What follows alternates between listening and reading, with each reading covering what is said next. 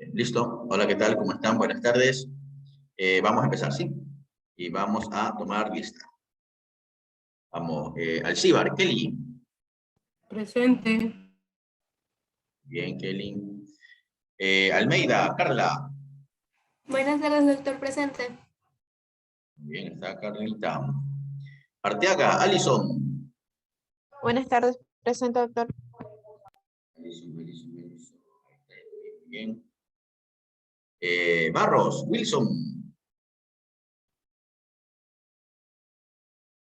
Wilson. ¿No? Bustamante, Susi. Buenas tardes, presente. Susi. Ese ya la había Susi, muy bien.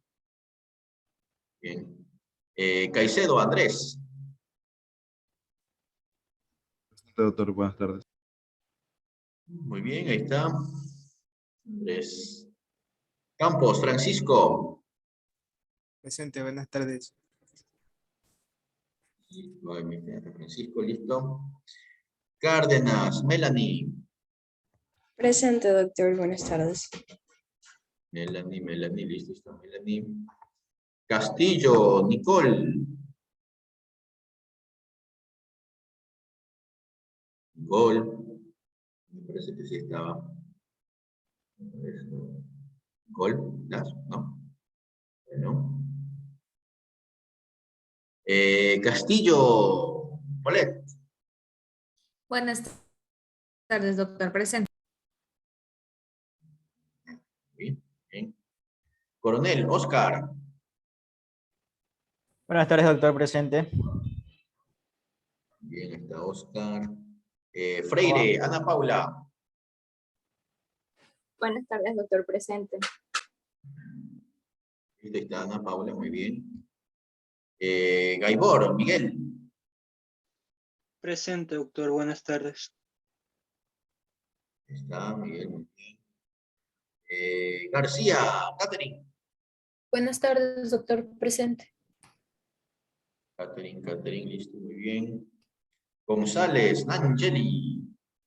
Buenas tardes, doctor. Presente. Listo, a ver, Angeli, está. Guamán, Génesis. Buenas tardes, doctor. Presente. Listo, está Génesis, lo vi. Herrera, Jenner. Buenas tardes, doctor. Presente. Ahí está Jenner, muy bien. Intriago, Rina. Rina. Presente. Por ahí Buenas escuché que tardes. habló. No te vi. Sí, presente. Buenas tardes. Aquí estoy. Ah, ya te vi, estás por acá abajo, muy bien. Lainez, Eddie.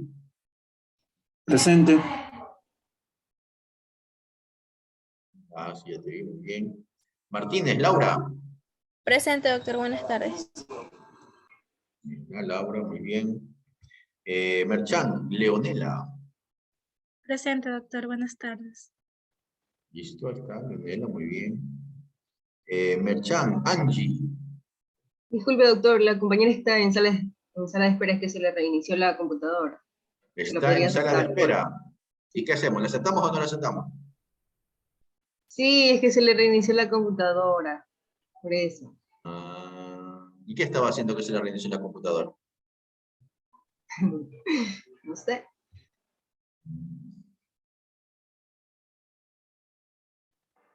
Bueno, vamos a aceptar. A ver, sigamos hasta eso. A ver, estábamos con Angie, ¿no? Bueno, sigamos. Mora, Génesis. Presente, doctor. Buenas tardes. Ahí está, Génesis, muy bien. Moreno, Amy. Presente, doctor. Buenas tardes. Amy, muy bien. Moreno, Santiago. Buenas tardes, doctor, presente. Santiago, listo, muy bien, ya te vi. Murillo, Sarita. Ah, Sarita fue la que me escribió, ya. Ortiz, Angie. Presente. Angie. Ah, ya te vi. Ya la vi a Angie. Bien. Páez, Humac.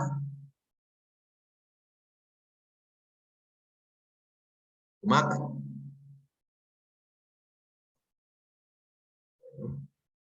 Pérez, Marcos.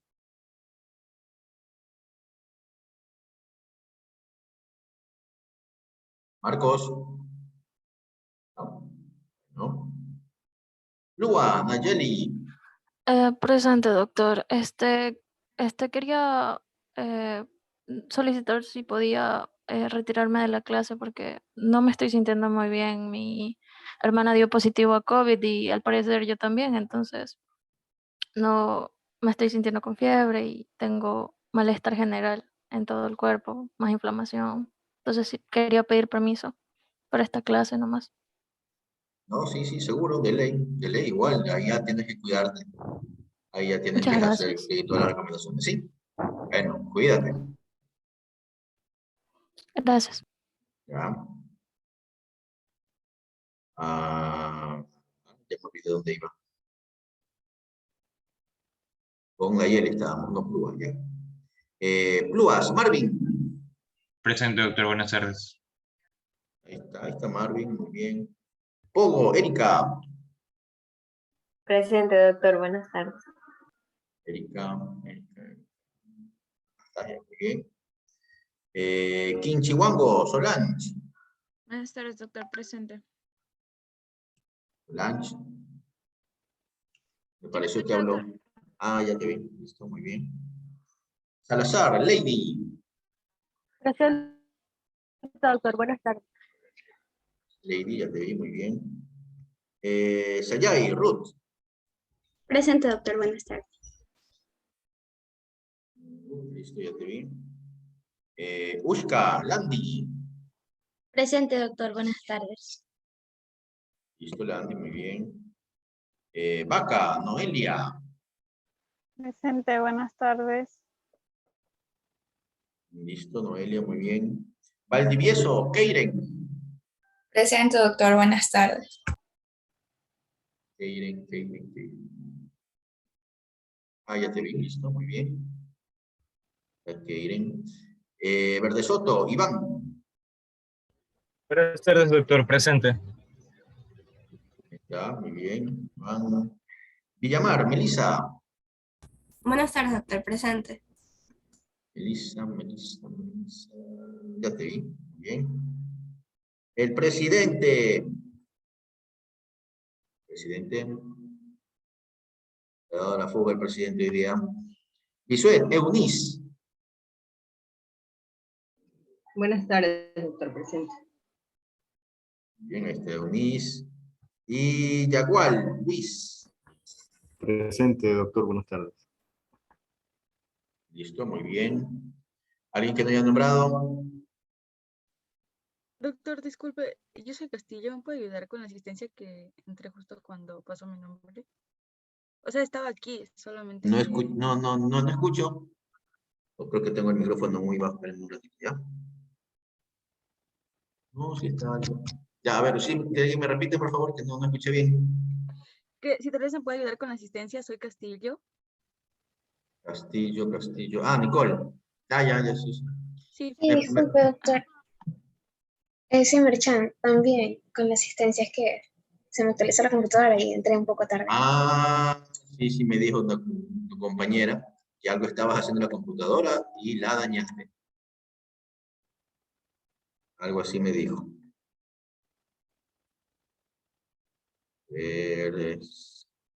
Castillo, Nicole y Merchan.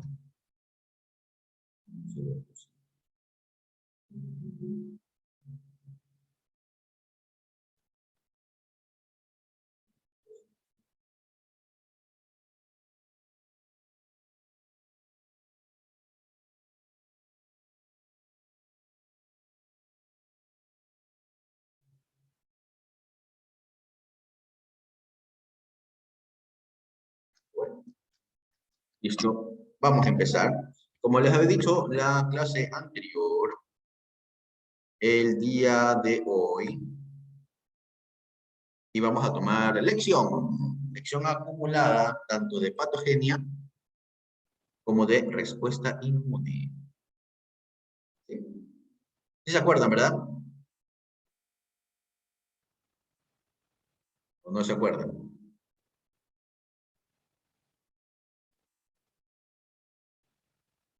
Por sus caras y sus sonrisas me dicen que sí se acordaron, pero igual no estudiaron. Bueno, de hecho sí voy a tomar lección, pero les voy a tomar a los que no les he tomado todavía. ¿Sí? Entonces, como no son muchos en realidad, entonces espero voluntarios. Aquellos que no han dado lección, por favor.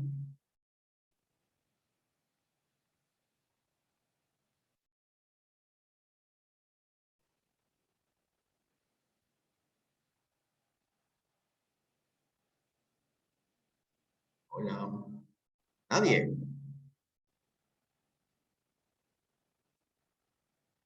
A ver, alguien alzó la mano. Ah, va, Kelly Alcibar. Muy bien. Pero vamos en orden, ¿sí? Vamos con Kelly, que fue la primera que alzó la mano, ¿ya? A ver, Kelly. ¿Qué te pregunto? ¿Fácil o difícil? Fácil. Fácil. Mira que hay bastante que puedo preguntar. Bastante.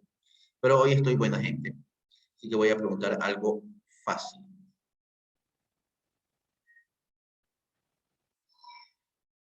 ¿Qué es la patogenia viral? Es el proceso por el cual se va a infectar el hospedero. El virus va a infectar el hospedero.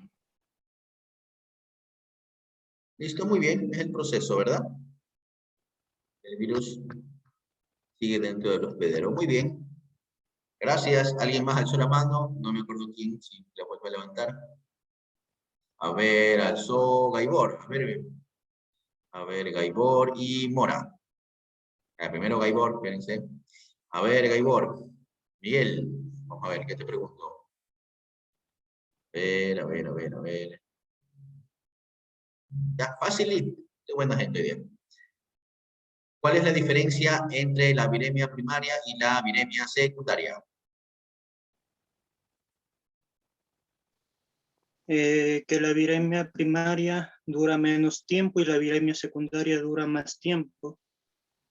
Y además la cantidad de virus que se produce. Ya. ¿Y cómo es eso la diferencia de virus que se produce? ¿Cuál es mayor y cuál es menor? En la viremia secundaria es mayor, es de más alta la densidad, en cambio en la viremia primaria es de baja densidad. Ya, muy bien. La primera es de baja intensidad. Muy bien. Miguel Gaibor, listo, gracias. A ver, vamos con la amiga Génesis. Presente, doctor. A ver, Génesis, ¿fácil o difícil? Fácil. A ver. A ver. A ver.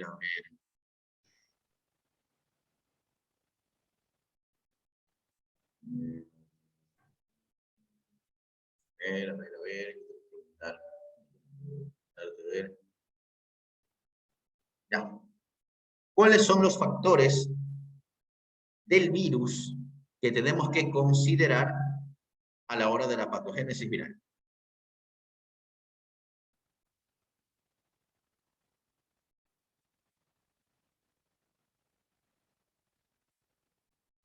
Facilito. La carga viral. Ya, ¿qué más?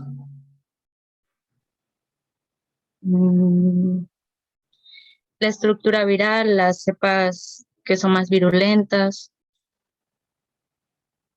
También el inóculo viral. El inóculo viral, ¿verdad? La cantidad de virus. Muy bien, listo, gracias. Gracias, Génesis. Vamos con la otra amiga Génesis. Génesis Mora. A ver, vamos a ver, ¿qué te pregunto?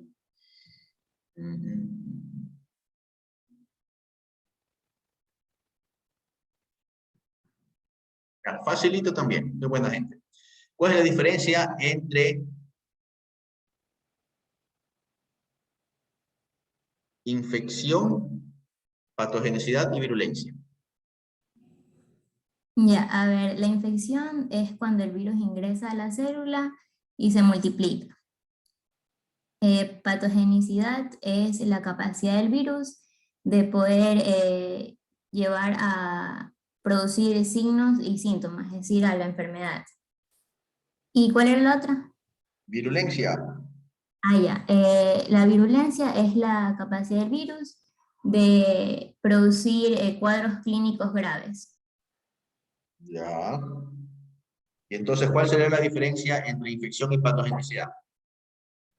O sea, la infección puede ser que el virus ingrese a la célula, se multiplique, pero no lleve a producir llega a producir, por ejemplo, las manifestaciones clínicas, Ya. como la patogenicidad. Ya. ¿Y la diferencia entre patogenicidad y virulencia cuál es?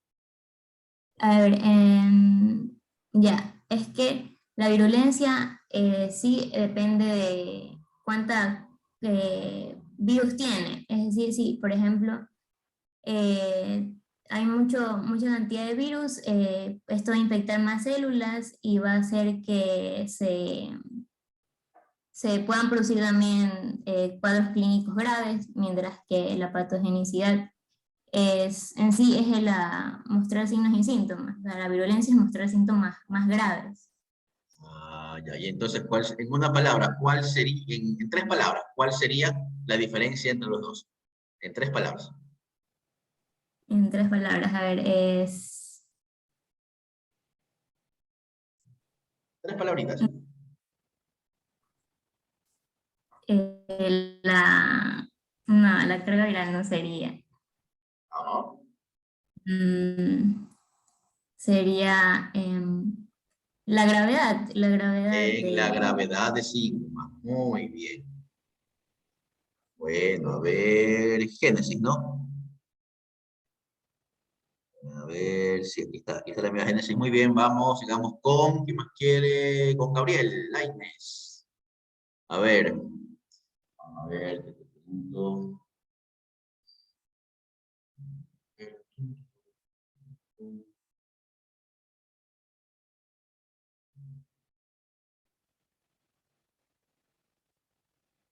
¿Cuál es la diferencia entre una infección de tipo latente y una infección de tipo crónica? Que en las infecciones de tipo latente, el virus al momento de infectar a la célula detiene por completo su replicación viral, mientras que en una infección crónica, el virus al infectar la célula constantemente está en replicación viral y genera más virus y hay más probabilidades de generar cuadros graves. Listo, muy bien. La replicación viral es constante en la crónica y por lo tanto hay producción viral constante, ¿verdad? Mientras que la latente no es así. Listo, muy bien. ¿Quién más? ¿Quién más? No, pues Génesis ya le tomé. ¿O quiere repetición? A ver, ¿quién más? Alison Arteaga, a ver, Alison, vamos a ver. Pregunto.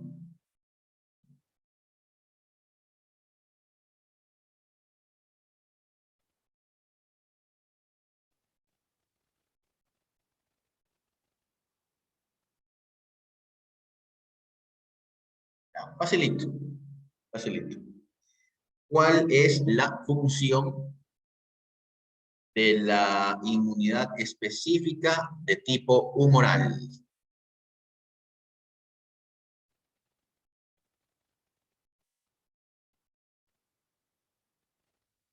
¿Cuál es la función? ¿Para qué sirve la respuesta inmune de Perdón, tipo humoral? tenía el micrófono apagado. Esta actúa a través de los linfocitos B y estos linfocitos B se van a activar por acción de los mediadores químicos y se diferencian en células plasmáticas y estas a su vez van a liberar los anticuerpos o antígenos. ¿Y cuál es su función? Claro, ¿para qué Sería sirve? que elimina los virus circulantes Eliminan a los y virus genera circulantes. anticuerpos. Exactamente, esa es la función de la inmunidad humoral, esa es la función de los anticuerpos como tal, ¿no? Que son las células efectoras, es eliminar a los virus circulantes. Muy bien, Alison. ¿Quién más?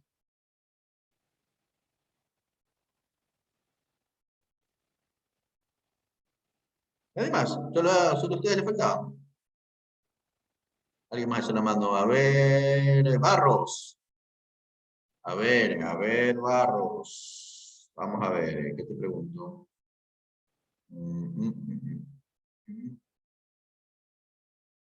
Ya, facilito. Cuando los linfocitos TCD4, actúan en una respuesta tipo TH1, ¿qué hacen? Cuando actúan su diferencia está medida por la IL-12 IFN. Y. ¿Y ahí qué hacen? Y activa macrófagos y tienen una respuesta inflamatoria. Bueno, listo, muy bien, así es. Estimula la inmunidad innata, ¿verdad? Listo, muy bien, Barros. ¿Quién más? A ver, en la mano, Polet. A ver, Polet. ¿Qué te pregunto? Ya, facilito, facilito. ¿Cuál es la función de los linfocitos CD8 en la respuesta inmune a virus? Ellos van a destruir lo que corresponde a la célula infectada mediante las... ¿Sí me escucha? Sí, sí te escucho. Ah, ya, mediante las perforinas. ¿Sí? ¿Seguro? Sí, o sea, mediante enzimas como lo corresponden las perforinas. Sí, así es, muy bien. Eliminan a la célula infectada. Muy bien. ¿Quién más? ¿Alguien más? ¿Quién más? ¿Nadie más? ¿No? ¿Nada?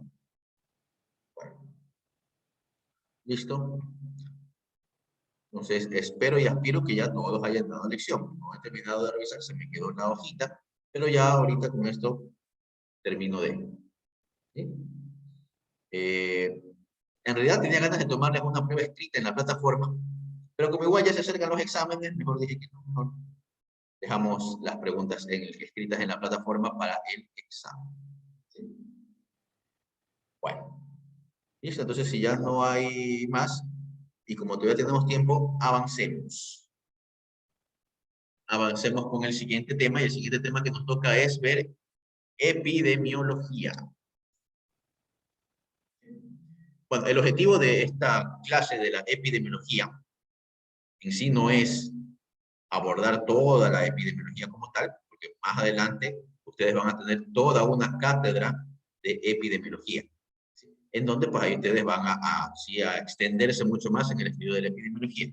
Más bien aquí el objetivo es ver algunos conceptos básicos que son importantes para el estudio de las enfermedades virales. Porque ya en el segundo parcial ya nos va a tocar ver virus por virus, pues, ¿no? Y ahí sí hablaremos algo de la epidemiología, por lo tanto es importante conocer sobre todo algunos conceptos básicos, ¿sí? Y eso es lo que vamos a ver. Vamos a hacer una revisión muy rápida de conceptos importantes en epidemiología. Como les decía, el objetivo no es profundizar en el estudio de la epidemiología, porque eso lo harán cuando vean epidemiología. Entonces, lo primerito que tenemos que recordar cuando hablamos de epidemiología es ¿qué es la epidemiología? ¿Alguien sabe? ¿Alguien se imagina? ¿Alguien ha leído sobre qué es la epidemiología o de qué trata?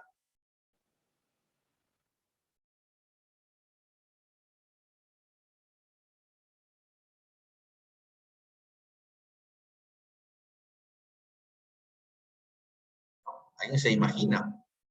¿Qué será eso que dicen epidemiología? Que de hecho algo tienen que haber hablado, ¿verdad? Como ya vieron epidemiología, tienen que haber hablado algo de la epidemiología de las enfermedades bacterianas o micóticas, ¿verdad? ¿Alguien está hablando? Sí, digo que sería, por ejemplo, la frecuencia con la que se transmite o se distribuye una enfermedad. Ya, bien. ¿Qué más?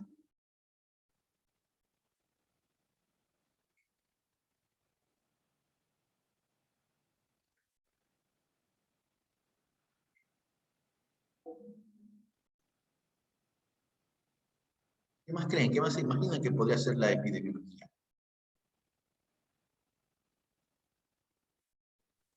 Los factores determinantes de la enfermedad. Factores determinantes de la enfermedad. Sí, de hecho sí. Parte del estudio de la epidemiología es justamente estudiar los determinantes de la enfermedad, ¿no? Sí, muy bien. ¿Qué más? ¿Qué más se les ocurre que podría ser la epidemiología? ¿O de qué se puede tratar la epidemiología? Que puede estudiar las enfermedades que se pueden dar en cierta población o en un lugar determinado. No. Así es, muy bien. Denme un segundo, si que alguien me escribió.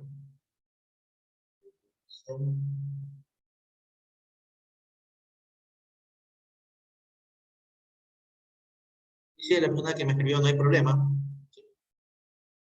Eso es algo que está bastante, no digamos que en boga, pero está bastante frecuente en estos últimos días. Así que sí, no hay problema. Ya, doctor, muchas gracias. Ya, ok. Entonces, bueno, como decía su compañera, ¿sí? La epidemiología, o cuando hablamos de epidemiología, siempre nos referimos a población. Hasta ahora, casi todo lo que hemos hablado de lo que hace un virus, ¿sí? De la patogenia de un virus, de cómo responde el organismo, la célula cuando es atacada por el virus, ¿sí? Y hemos hecho un análisis, una revisión desde el punto de vista individual. O sea, ¿qué le hace el virus a una persona? ¿Cómo responde esa persona al ataque del virus? O sea, hemos visto esta parte, pero desde el punto de vista individual. La epidemiología, en cambio, hace el análisis de las enfermedades, bueno, en este caso, mire, hablamos de virus, ¿sí? Desde el punto de vista poblacional. ¿Sí?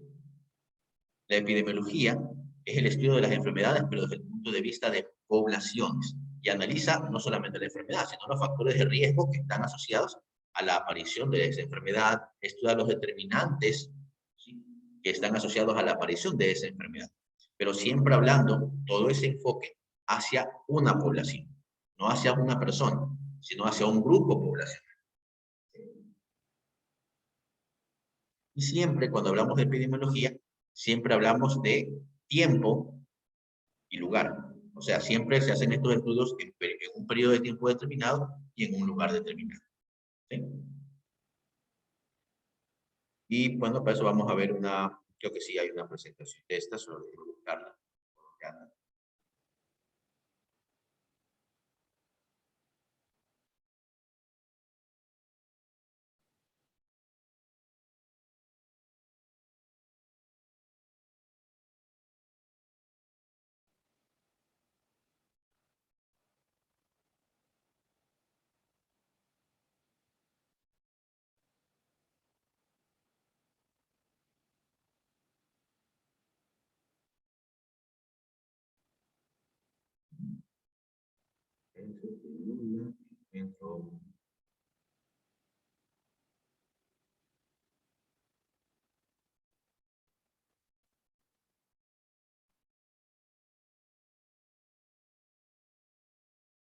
Ya la encontré.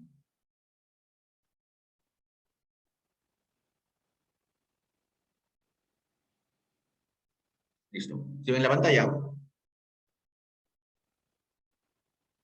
Sí, doctor. Sí, doctor. Sí, ya, listo. Bueno, como les decía, vamos a hablar un poquito de algunas generalidades de la epidemiología y algunos conceptos que para nosotros van a ser importantes. Entonces, lo primero que tenemos que recordar es que es la epidemiología, que como ya les decía, ¿sí? Es el estudio de las enfermedades desde el punto de vista poblacional. Ahora, conceptualmente hablando, según la Organización Panamericana de la Salud, la epidemiología es la ciencia que estudia la distribución, la frecuencia, los determinantes de la enfermedad, las relaciones para la aparición de la enfermedad, y nos permite hacer una predicción y el control de los factores relacionados con la salud de la enfermedad en poblaciones humanas determinadas. ¿Sí? Como les decía, ¿qué estudia? Estudia la distribución, es decir, dónde están, qué tan frecuentes son, qué determinantes o qué factores predisponen o protegen a la aparición o presencia de una enfermedad, qué otros elementos están relacionados a este proceso de salud de enfermedad para una determinada enfermedad, pero siempre en un grupo poblacional, no individual, sino en poblaciones. Por ese motivo y por ese enfoque que tiene la epidemiología, esta rama de la medicina es súper importante para la prevención de enfermedades. Porque conociendo cómo se comporta una enfermedad en una determinada población, qué factores se asocian a la presencia de esa información, perdón, a la presencia de esa enfermedad, entonces toda esa información que se genera es importante para poder establecer las políticas de prevención o las medidas de prevención necesarias para poder controlar la enfermedad. Entonces, por eso es que la epidemiología es súper importante. De hecho, hay toda una especialidad médica que es la epidemiología, que son los famosos epidemiólogos. Son los que se dedican a hacer este tipo de estudios, este tipo de análisis. Ahora, la epidemiología como tal tiene diferentes ramas o diferentes enfoques, que son tres. Como ustedes ven ahí, la epidemiología descriptiva, que como su nombre lo indica, a lo que se refiere es a describir el comportamiento de la enfermedad, considerando siempre las tres variables importantes: tiempo, lugar y persona. O sea, la epidemiología descriptiva simplemente lo que hace es le toma una fotografía, ¿sí?, a una determinada enfermedad que se produce en un determinado lugar y durante un periodo de tiempo determinado. Y simplemente describe qué es lo que pasa. Describe cuántos enfermos hay, cuáles son los grupos de edad más afectados, si afecta más a los hombres, las mujeres, etc. Eso es lo que hace. Por eso se llama epidemiología descriptiva, porque lo que hace es describir la enfermedad. Y siempre enfocándolo en una población, en un tiempo determinado, y obviamente persona a persona refiriéndose a la población. Y lo importante es que la epidemiología descriptiva utiliza medidas para poder describir esa enfermedad. ¿Sí? Y esas medidas son la incidencia, la prevalencia y la mortalidad. Que más adelantito vamos a ver a qué se refiere cada uno. ¿Sí? Entonces, esto es lo que hace la epidemiología descriptiva. Es realmente lo que se hace en la mayoría de los casos cuando ocurre algún problema con alguna enfermedad. Lo que los epidemiólogos hacen es ir al lugar en donde apareció la enfermedad y hacen una descripción de todo lo que ocurre. ¿Sí? Y como consecuencia de haber recabado toda esa información, generan una hipótesis, es decir, plantean cuál puede haber sido la causa por la cual apareció esa enfermedad. Y eso lo hacemos con la epidemiología descriptiva. La otra rama de la epidemiología es la epidemiología analítica. Con la epidemiología analítica, en cambio, aquí lo que ya tratamos de hacer es tratar de establecer relaciones causa-efecto. ¿Sí? O sea, poder identificar alguna relación causa-efecto entre una determinada acción o actividad y la aparición de la enfermedad. Y justamente para eso se tiene que hacer relaciones entre personas que se exponen a un determinado factor de riesgo y la aparición o no de la enfermedad. Y eso lo hacemos con la epidemiología de tipo analítico, en donde igual nosotros como personas no hacemos ningún tipo de intervención, sino simplemente lo que hacemos es recolectar información entre personas que se expusieron a un determinado factor de riesgo y los que no se expusieron a un determinado factor de riesgo, y observar si desarrollan o no desarrollan la enfermedad, para de esta manera tratar de establecer una relación causa-efecto. Eso hace la epidemiología analítica. En cambio, la epidemiología experimental básicamente se refiere a cuando nosotros, en base a la información que tenemos de la epidemiología descriptiva y la epidemiología analítica, hacemos una intervención. Es decir, empezamos a modificar los factores de riesgo que pueden llevar a una enfermedad. Entonces empezamos a experimentar con la epidemiología de la enfermedad. Eso se llama experimental, porque ya nosotros como investigadores o como médicos vamos a hacer una intervención, vamos a intervenir este proceso epidemiológico de la aparición de la enfermedad. Entonces, esas son las tres ramas principales de la epidemiología. La descriptiva, que es la inicial, en donde simplemente vemos qué ha pasado, describimos qué ha pasado y formulamos una hipótesis. Luego tenemos la analítica, en la cual lo que hacemos es tratar de establecer relaciones causa-efecto entre algún factor de riesgo y la aparición de la enfermedad. Y la experimental, en donde ya vamos a intervenir, ¿sí?, para ver si podemos modificar alguno de esos factores de riesgo. Por eso se llama experimental. ¿Preguntas hasta ahí?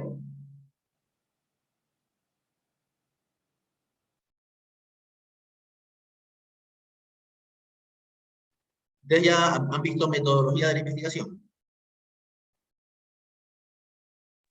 Sí, doctor. ¿Sí?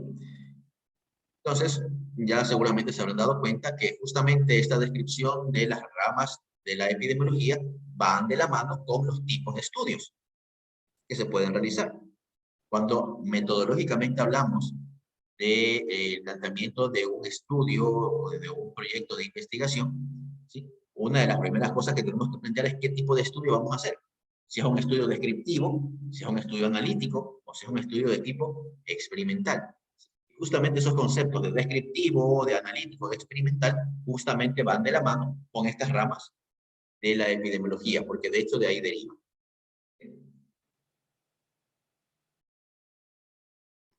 Sigamos.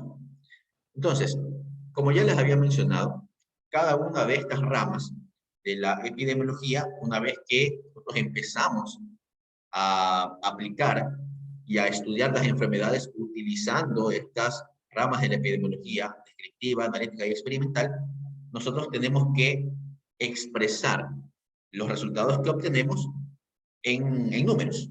¿Sí? Tenemos que expresar en números para poder estudiar.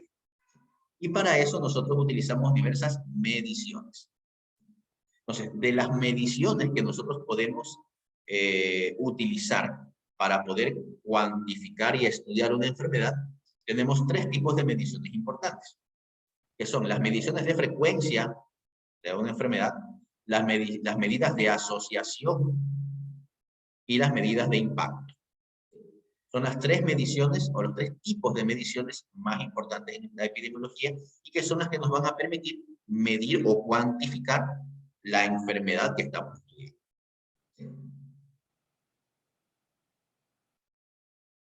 Entonces, como les decía, la epidemiología lo que nos permite es estudiar las enfermedades desde un punto de vista poblacional. Y para saber cómo se está comportando esa enfermedad en una determinada población, nosotros tenemos que medir ese comportamiento. Y ese comportamiento se hace mediante estas medidas, que pueden ser de frecuencia, de asociación y de impacto. ¿Sí? Entonces, las medidas de frecuencia, que son las que nos van a decir qué tan frecuente es la enfermedad que estamos estudiando en una población en un momento, en un periodo de tiempo determinado, las más utilizadas son dos. Son la incidencia y la prevalencia. Son las más utilizadas, incidencia y prevalencia, dentro de las medidas de frecuencia. ¿Sí? Dentro de las medidas de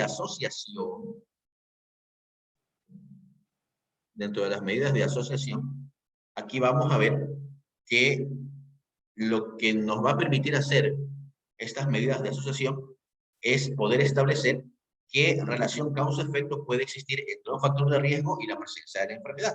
¿Sí? Y entre ellas, las más utilizadas, vamos a tener el riesgo atribuible y el odds ratio. Ya vamos a ver un poquito los conceptos en las siguientes diapositivas. Mientras que en las medidas de impacto, ¿sí?, vamos a tener también los riesgos atribuibles, ¿sí?, que también los podemos utilizar como medidas de impacto.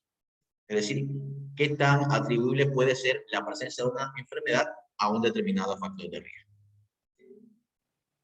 No son las únicas, hay muchas más, pero estas quizás son las más utilizadas.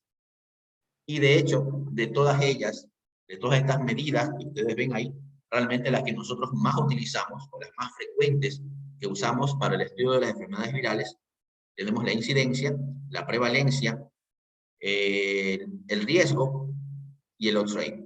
El riesgo relativo y el odds rate. Son las que nosotros más utilizamos.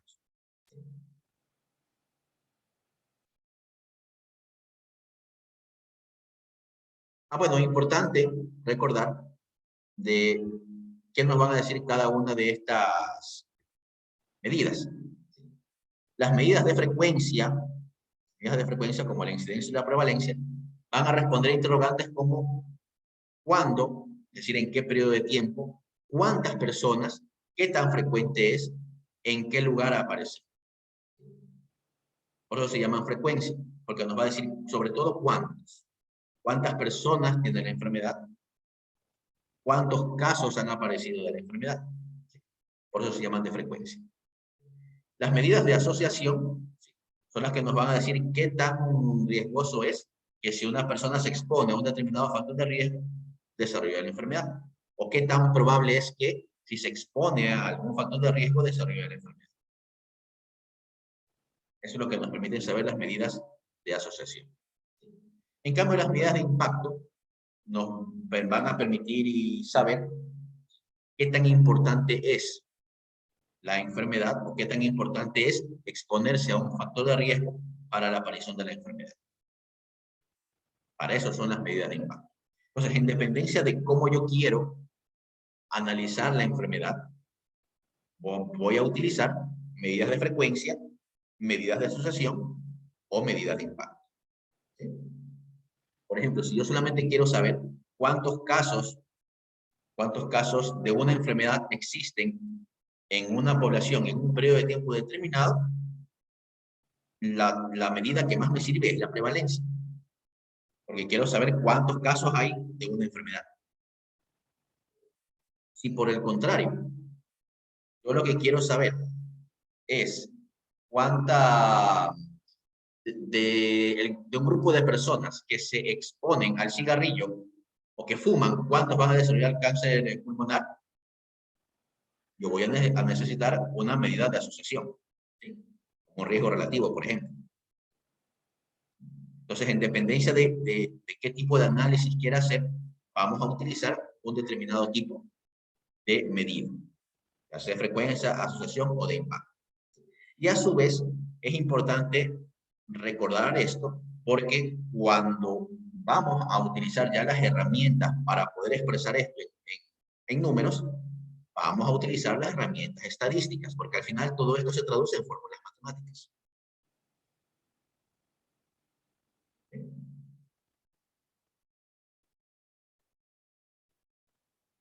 ¿Preguntas?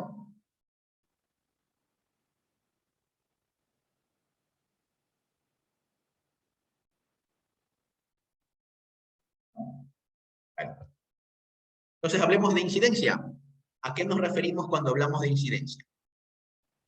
Cuando nos referimos a la incidencia, nos referimos al número de casos nuevos de una enfermedad en un lugar y en un periodo de tiempo determinado. ¿Sí? Siempre recordemos que cuando hablamos de medidas, siempre nos vamos a referir a las variables de tiempo, lugar y persona, ¿verdad? Persona lo cubrimos con el número de casos. En un lugar, en un determinado periodo de tiempo. Y cubrimos la variable tiempo. Siempre con tiempo, lugar y persona.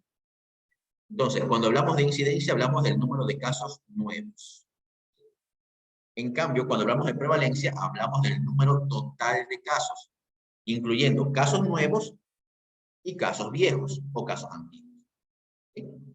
Asimismo, en un lugar y en un periodo de tiempo determinado. Entonces, como les decía, si yo quiero saber cuántos casos hay de una enfermedad, me interesa saber la prevalencia. Pero si yo quiero saber solamente cuántos casos de esa enfermedad han aparecido durante los primeros meses del año 2021, entonces solo me interesa saber incidencia, no prevalencia.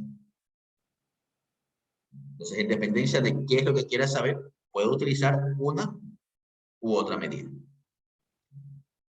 Recordando siempre que incidencia única y exclusivamente son casos nuevos, mientras que prevalencia son casos totales, nuevos y viejos.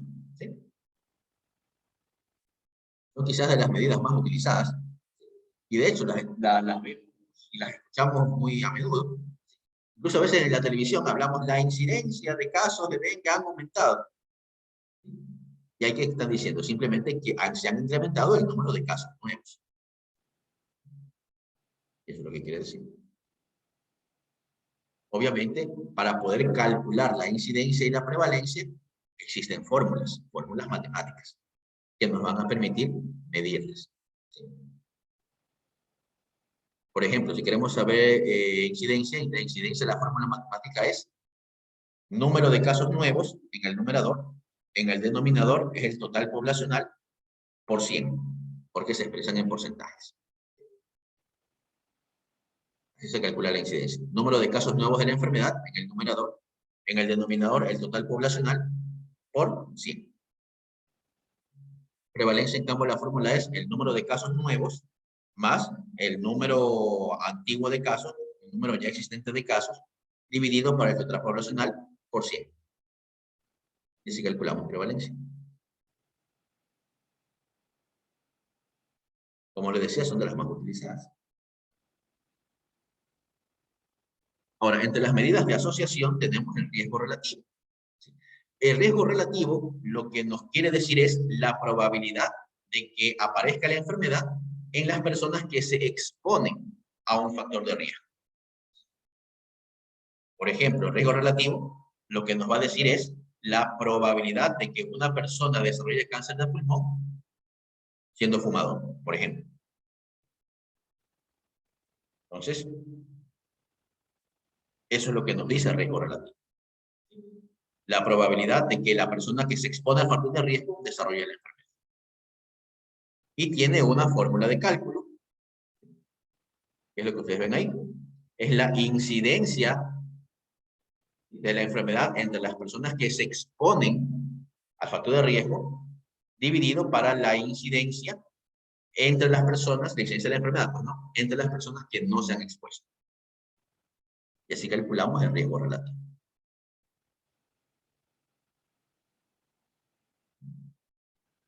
Que, como les decía, es una de las medidas que más usamos en el estudio de enfermedades virales y en el estudio de casi todas las enfermedades como tal. ¿No? Siempre utilizamos estas medidas: incidencia, prevalencia, riesgo relativo.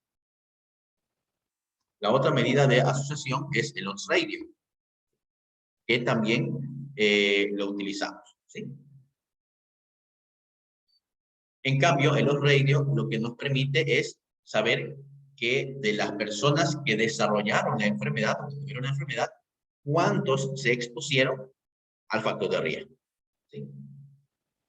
Es muy parecido al riesgo relativo, solo que la forma como se analiza es diferente.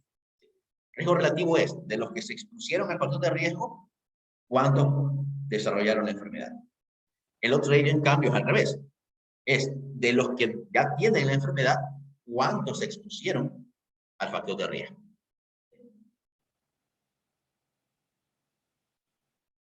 Parecido, pero diferente. Diferente en el enfoque. Pero igual también sirve como medida de asociación, porque nos va a permitir determinar si es que existe una relación causa-efecto entre el factor de riesgo o una determinada acción o actividad y la aparición de la enfermedad. Ese es el odds ratio, que, como les decía, también es bastante usado. ¿Preguntas hasta ahí?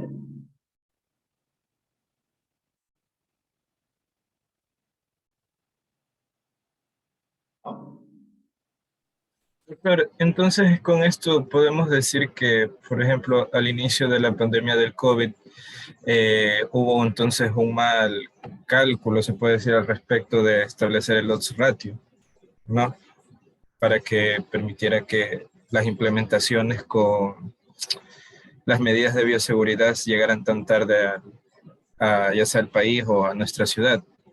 O bueno, como de usted hecho, o sea, bueno, el problema con el COVID es como fue una enfermedad nueva, realmente no se conocía nada. Se tenía muy poca información y eso fue lo que dificultó un poco al inicio de la pandemia poder determinar, primero, cuáles eran los factores de riesgo. Eso fue una información que fue apareciendo conforme la gente se iba enfermando. ¿Sí? Entonces, no te dio chance a poder predecir, ¿sabes qué? O sea, mira, para esta enfermedad ya, mira, lo que están a riesgo son estos, la forma de prevenirlo es esta.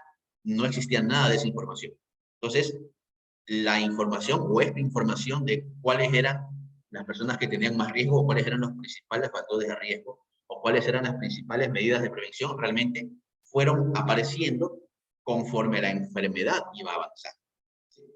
Acuérdense que al inicio de la pandemia, ¿sí?, de la información que iba saliendo, primero se pensaba que que los cuadros graves por COVID estaban relacionados a una enfermedad exclusivamente de tipo pulmonar. Y se empezaban a tratar como una neumonía grave, solamente como una neumonía grave. Con el paso de las semanas y con el paso de los meses se fue determinando que en realidad cuando el paciente desarrolla la forma grave de la enfermedad, si bien es cierto, hay un compromiso pulmonar importante, pero realmente el problema principal es la respuesta hiperinflamatoria. Entonces, como había ya apareció la información que había una respuesta hiperinflamatoria, es que se empezó a utilizar los inhibidores de interleuquina 6, como el Actemra, por ejemplo, se empezó a utilizar dexametasona, etcétera, son los corticoides para disminuir la respuesta inflamatoria. Y eso era algo que al inicio de la pandemia no se hacía porque se pensaba que había un compromiso exclusivamente pulmonar. Pero eso se fue aprendiendo con el paso de la pandemia. Es más, incluso al inicio, no sé si ustedes recuerdan, ni siquiera se recomendaba el uso de mascarilla. Porque se pensaba que era un virus respiratorio, pero que se comportaba más o menos parecido a como lo hace el virus de influenza. No sé si ustedes se acuerdan en la pandemia del año 2009, que fue causado por el virus de influenza H1N1. Y en esa pandemia no usábamos mascarilla, ¿verdad? No usaba mascarilla. ¿Por qué? Porque la tasa de transmisibilidad de la influenza es menor, o es más bajo en relación a la del SARS-CoV-2. ¿Sí? Conforme fue apareciendo información del SARS-CoV-2, pues, ya fueron apareciendo la necesidad de utilizar mascarilla por el alto nivel de protección que ofrecía la mascarilla. Lo mismo incluso con el tratamiento. Como no había tratamiento específico, se empezó a locurrar muchas cosas. Por eso es que al inicio se utilizaba cloroquina, acitromicina, y al final eso después se vio que no servía para nada. Claro, hasta antiparasitarios mandaban. Sí, exacto. Entonces, al inicio era, bueno, dale con lo que sea, a ver qué pasa. O sea, básicamente fue algo así como ensayo-error. Hasta que ya fueron apareciendo estudios, ¿sí?, estudios de tipo experimental, como lo que vimos hace un momento, donde empezaron a probar los diferentes medicamentos que pudieran tener algún efecto contra el virus. Entonces empezaron a hacerse los análisis, viendo el beneficio de la cloroquina, por ejemplo, viendo el beneficio de la acitromicina. Y conforme se realizaban los estudios, se fue evidenciando que la cloroquina en realidad no servía para nada.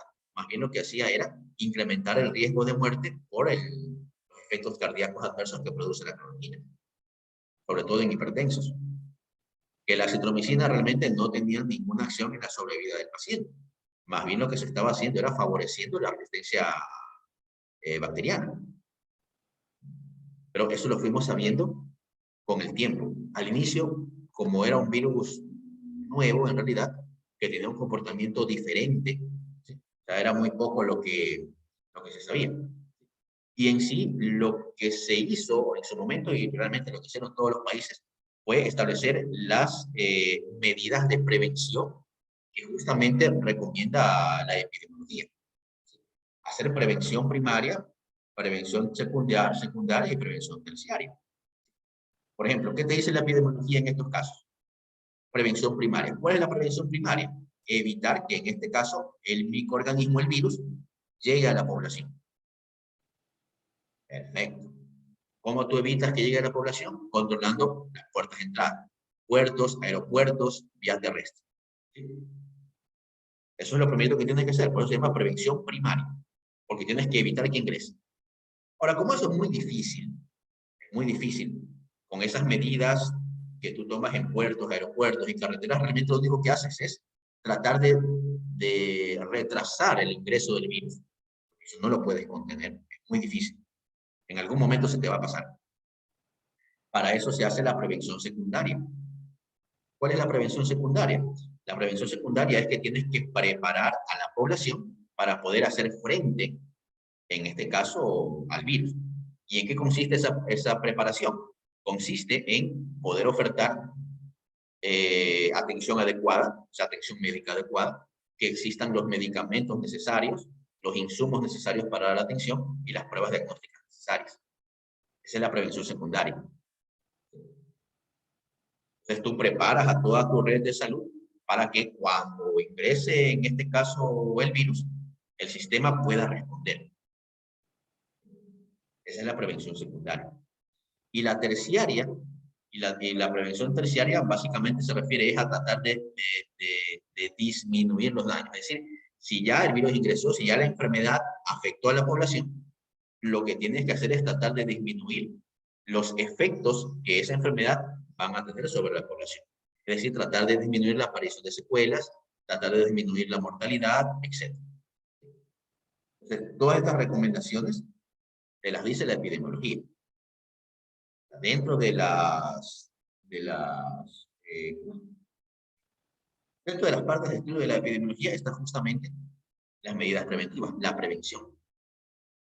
Para hacer buena prevención, la epidemiología es súper importante. Justamente esto que te decía, prevención primaria, secundaria y terciaria, te lo dice la epidemiología. Y eso es lo que hicieron todos los países. ¿Qué hicieron todos los países? Lo primerito, control en aeropuertos y en puertos para que el virus ingrese. ¿Qué más hicieron? Compra insumos, compra mascarillas, compra jeringuillas, guantes, etc. ¿Qué más? Compra pruebas diagnósticas. Lo hicieron todos los países. Todos los países hicieron lo mismo. Unos más, otros menos, en dependencia de los recursos y cómo estaban organizados, pero todos lo hicieron. ¿Y qué hicieron de prevención terciaria? Bueno, tratar de disminuir los daños, tratar de disminuir mortalidad. Lo hicieron todos los países. Por eso, como les decía, que la epidemiología es una rama súper importante de la medicina, porque es una de las pocas que estudia las enfermedades en la población. Casi todas las otras especialidades lo que hacen es estudiar muy a fondo la enfermedad, pero a nivel individual. Entonces, tú con una buena medida terapéutica en un paciente, tú le puedes salvar la vida a un paciente. Con una buena medida tomada desde el punto de vista epidemiológico, le puedes salvar la vida a mucha gente. Entonces, se complementa. Por favor, ¿podría volver a explicar la diapositiva pasada? ¿Perdón? Por favor, ¿podría volver a explicar la diapositiva pasada? ¿Esta? ¿O la de acá? Por favor, no me quedó totalmente. ¿Pero cuál? ¿Esta de aquí o esta de acá? No, la siguiente. ¿Esta? La de los radios. Allá. O sea, el odds ratio es una medida de asociación, en donde nosotros partimos desde las personas que se enfermaron, cuántas se expusieron al factor de riesgo. Así es como analizamos la enfermedad cuando la queremos expresar utilizando el odds ratio. O sea, partimos desde los enfermos y de los enfermos vemos cuántos se expusieron al factor de riesgo. ¿Sí? En cambio, en el riesgo relativo es al revés. Partimos de los que se expusieron al factor de riesgo, cuántos desarrollaron la enfermedad. Como les decía, son muy parecidos. La diferencia es el enfoque. ¿De dónde partes? Muchas gracias, doctor. Ya. ¿Alguna otra pregunta?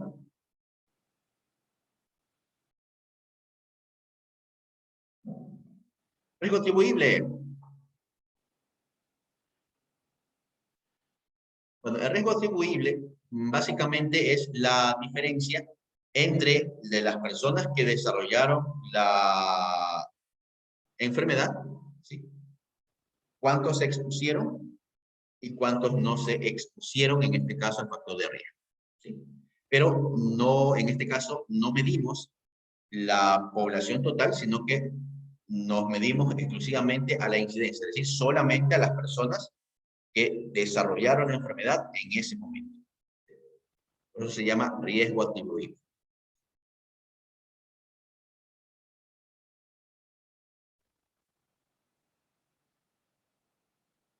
que también es una medida de asociación.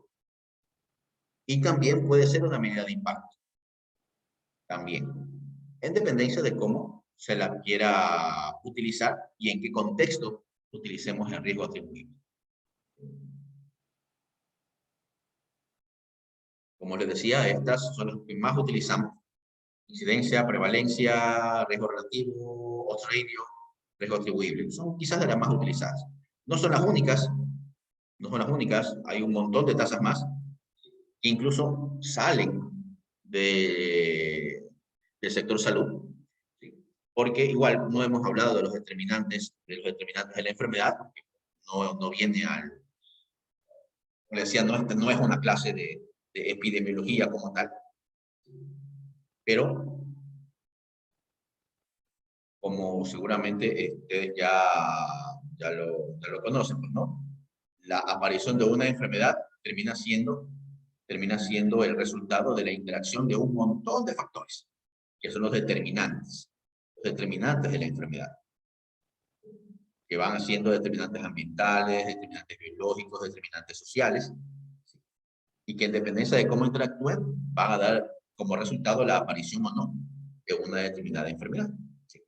Entonces, el estudio de todos esos determinantes también lo hace la epidemiología.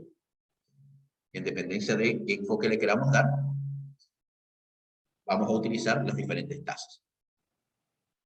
Por ejemplo, si queremos hablar de los determinantes sociales para la aparición de la enfermedad, entonces ahí vamos a utilizar otro tipo de tasas, que son tasas más económicas que otra cosa, pero que, como hablamos de los determinantes sociales, también tienen una importancia en la aparición de la enfermedad.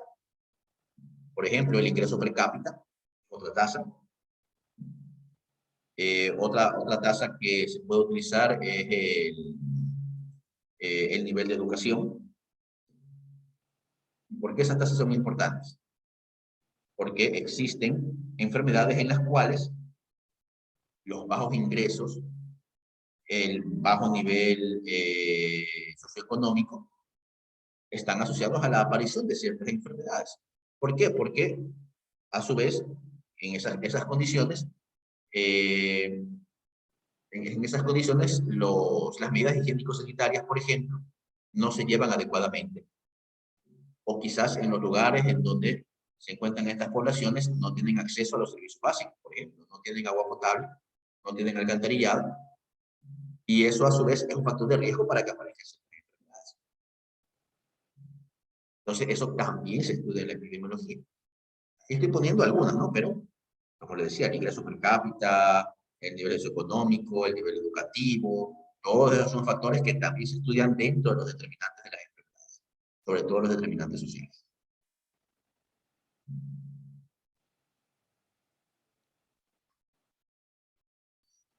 Aquí no sé qué. Ya. Existen otras tasas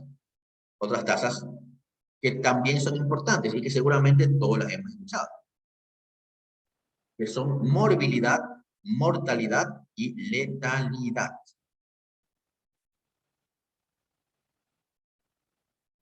Y les iba a preguntar qué era, pero bueno, ya puse la diapositiva.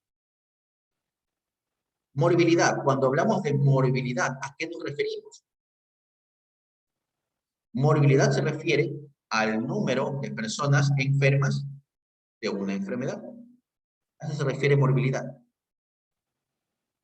¿Cuántos enfermos hay de una enfermedad? Eso es morbilidad. Y obviamente eso se expresa en números. Por ejemplo, si ustedes googlean y ponen las 10 principales causas de morbilidad en el Ecuador, ya les van a aparecer los datos del INE. ¿Y qué va a decir el INE? El INE te va a decir faringoamigdalitis, te van a poner las 10 causas, las 10 enfermedades más frecuentes.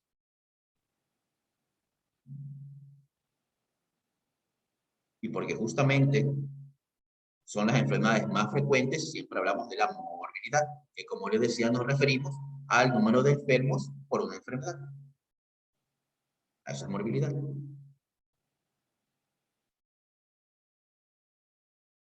Que en dependencia de cómo la queramos enfocar, es su fórmula matemática. La tasa de morbilidad general, es decir, todas las personas que se enferman en una población, o puede ser una tasa de morbilidad específica en donde podemos poner o establecer el número de enfermos de una enfermedad en específico, en dependencia de qué información queramos. Entonces, eso es morbilidad. El número de enfermos, o el número de enfermos por una enfermedad. Eso es morbilidad. Si morbilidad es el número de enfermos, ¿qué será mortalidad?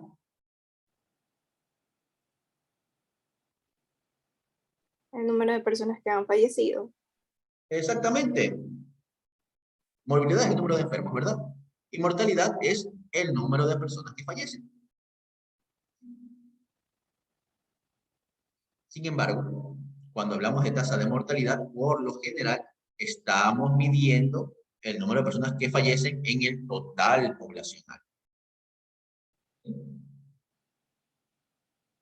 Por ejemplo, si queremos saber cuál es la tasa de mortalidad del dengue, por ejemplo, o del COVID, por ejemplo, nosotros establecemos o sacamos esa información considerando el número de personas que fallecen de COVID sobre el total poblacional.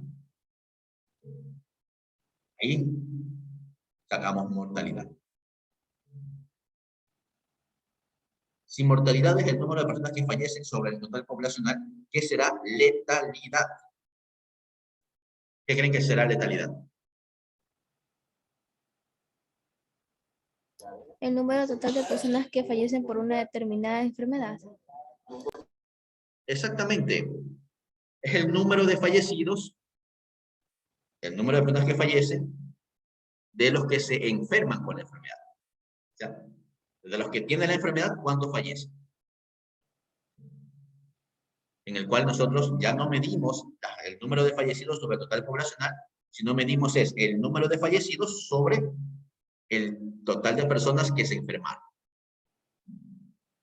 Entonces, no es lo mismo hablar de mortalidad que hablar de letalidad. ¿Sí? Mortalidad hablamos del número de fallecidos sobre el total poblacional, o sea, enfermos y no enfermos. Cuando hablamos de letalidad, hablamos del número de personas que fallecen de entre los enfermos. Entonces, no es lo mismo. Y es importante aclararlo porque a veces se confunde un poco la terminología, como igual los dos se refieren a fallecidos. Entonces, a veces se puede confundir entre mortalidad y letalidad y pensar que es lo mismo, cuando en realidad no lo es. Mortalidad, como le decía, fallecidos sobre el total de población, enfermos y no enfermos. Letalidad es el número de fallecidos sobre el total de enfermos. Y esa es letalidad. Que también son tasas que se utilizan y se utilizan bastante. Y finalmente creo que hay un par de conceptitos que son importantes también y que los tenemos que recordar. Yo sé que, y con más razón en estos momentos, ¿sí?, los tenemos bastante claros y bastante frescos, pero de todas maneras es importante recordarlos. Que son los conceptos de endemia, epidemia y pandemia. Yo sé que si les pregunto pandemia, todos sabemos qué es, ¿verdad? ¿Sí o no? ¿Qué es pandemia?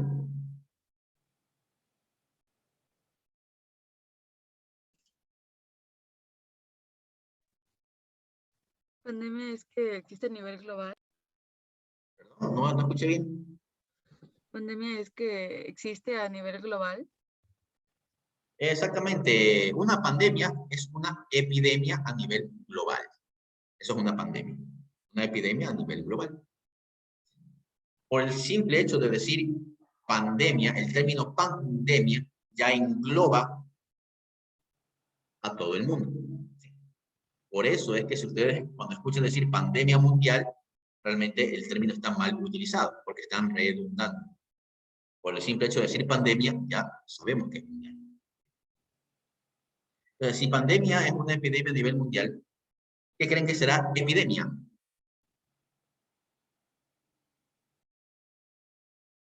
¿Qué es una epidemia? Ese es a nivel de un país. A nivel de un país. A nivel Todos de los un años escuchamos la territorio. misma ¿A palabrita, nivel de ¿verdad? un continente? ¿Perdón? ¿No es a nivel de un continente? No. No, puede ser en un lugar, ni siquiera en un país, puede ser en una ciudad. Puede ser un territorio. En un territorio, sí. En un lugar. Nunca se olviden en epidemiología. Tiempo, lugar y persona. En un lugar. Ese lugar puede ser una ciudad. Tranquilamente. ¿Sí? Y esta palabrita epidemia la escuchamos siempre. Todos los años escuchamos epidemia. ¡Hay epidemia de dengue! Hay epidemia de tal cosa. Siempre escuchamos el término epidemia. Y la pregunta es, ¿qué mismo es epidemia?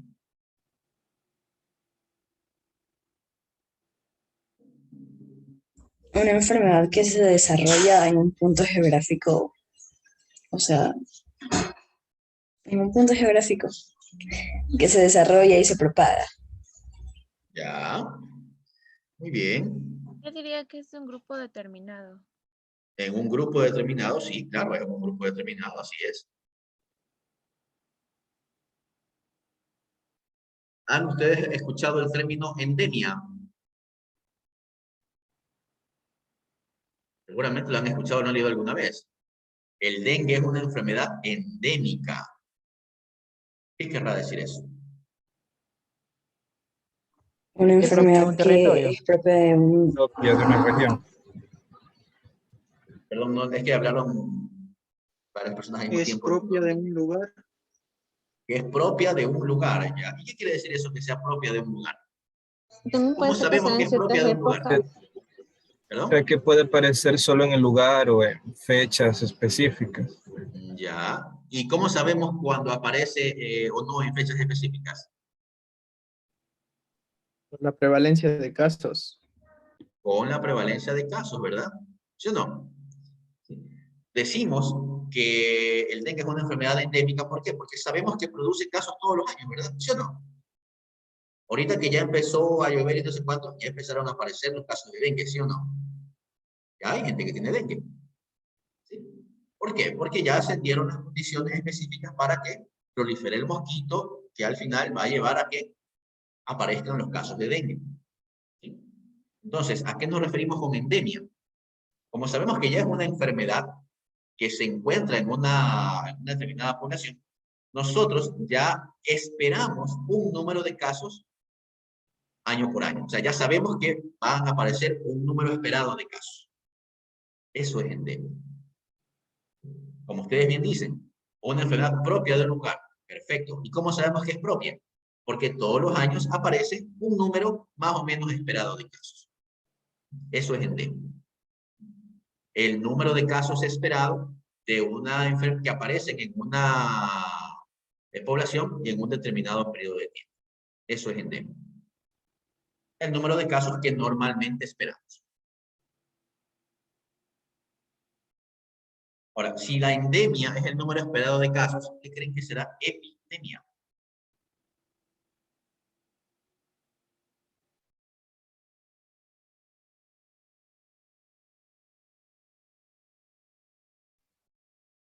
No sería cuando aumentan los casos, o sea, hay incidencia de nuevos casos. Exactamente. ¿Qué es epidemia? Epidemia es cuando aparecen casos por encima de lo esperado.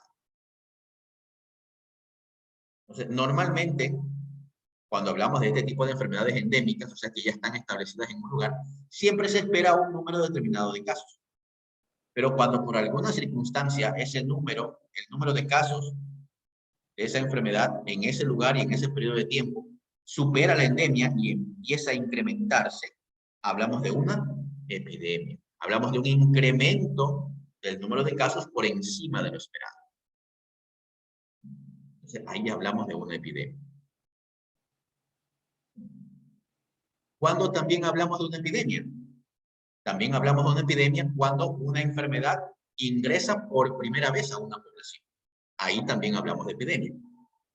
¿Por qué? Porque en este caso había 0 casos. Como la enfermedad no estaba en ese lugar, no había ningún caso. Pero si el virus ingresa por primera vez a esa población, así aparezca un solo caso, igual es una epidemia porque está por encima de lo esperado. Entonces, cuando ingresa un virus nuevo a una población, también hablamos de epidemia.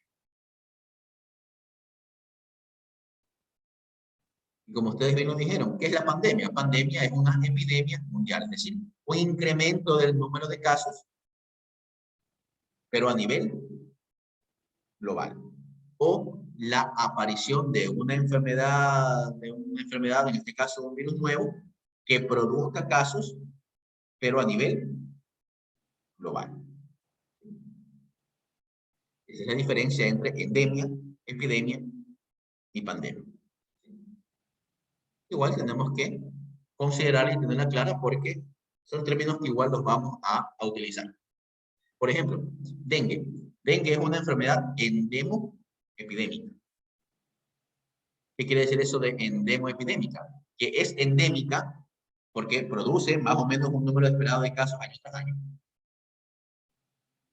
Pero que a veces, cada cierto tiempo, produce una epidemia. O sea, produce la aparición de casos por encima de lo esperado. Por eso es endemo-epidémica.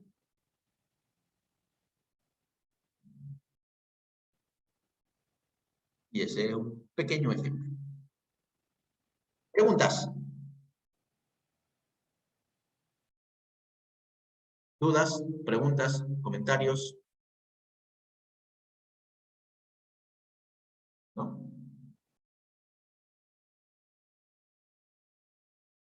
¿Preguntas?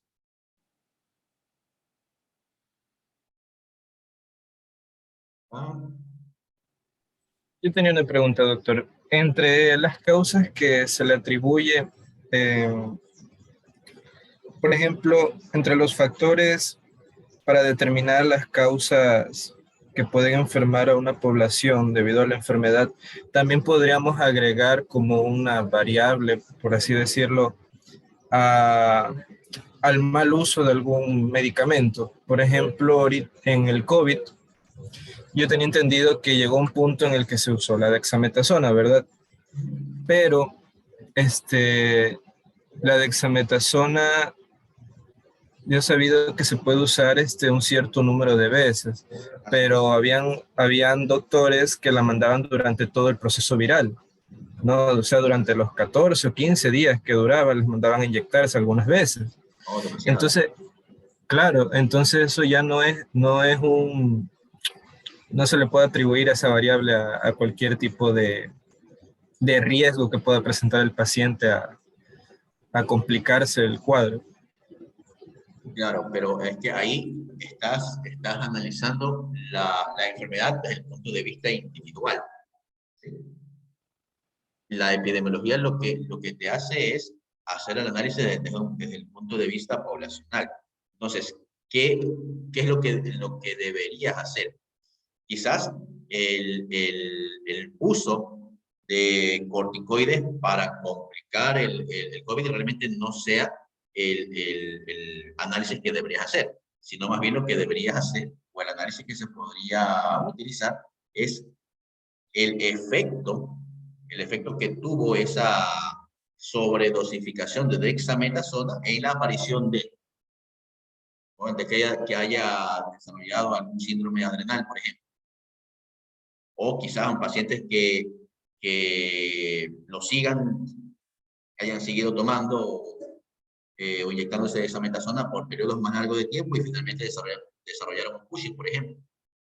Entonces ahí tú tendrías que ver si las personas que desarrolló Cushing, cuántas de ellas recibieron una sobredosificación con dexametasona, o por el contrario, de todos los que les pusiste dexametasona por gran cantidad de días, cuánto desarrollaron el efecto adverso, ¿no? Ya sea, como te decía, un síndrome enérgico o Cushing, por ejemplo, pero siempre a nivel poblacional. Porque si ya haces un análisis individual por cada persona, o sea, lo puedes hacer, por supuesto. Desde el punto de vista clínico, para el manejo del paciente es importante, pero desde el punto de vista epidemiológico, o sea, realmente no se haría tanto un análisis porque hablamos de un solo caso.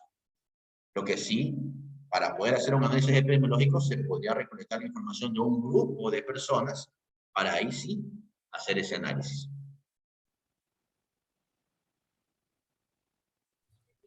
Eso era, doctor, gracias.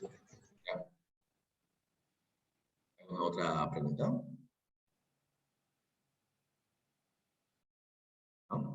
Bueno, entonces, si no hay preguntas, nos quedamos hasta aquí.